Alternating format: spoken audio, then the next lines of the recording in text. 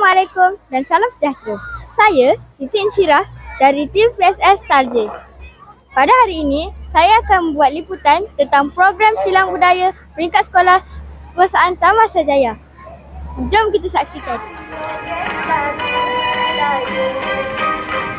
Bertepuk tangan, bertepuk tangan segan, untuk dekat-dekat, berjoget dengan riang. Bertepuk tangan, bertepuk tangan segan, berjoget dengan riang, untuk menjadi senang. Bertepuk tangan, bertepuk tangan segan, untuk dekat-dekat, berjoget dengan riang. Bertepuk tangan, bertepuk tangan.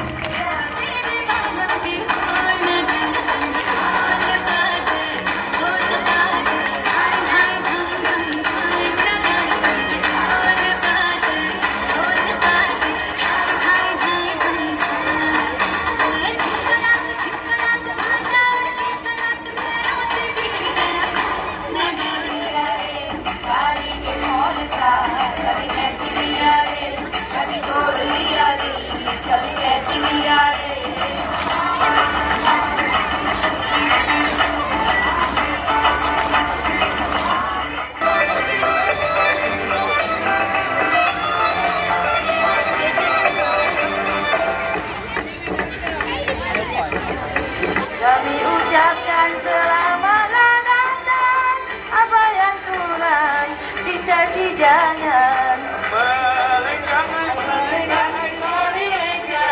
dalam hati nanti orang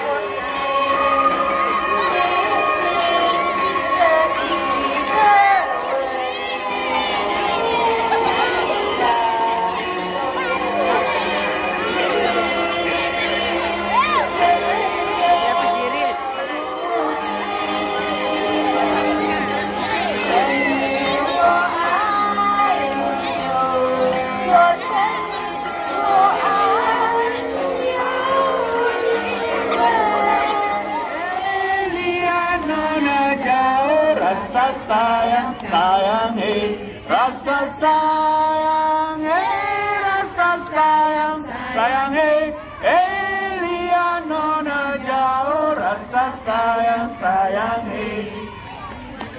Di bawah belayar, masa sedikit di atas berpoi, dan emas boleh dibayar, tapi di bawah masih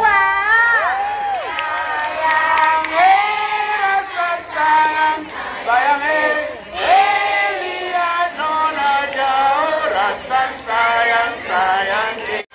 Sorong papan, tarik papan, buah keranji dalam perahu.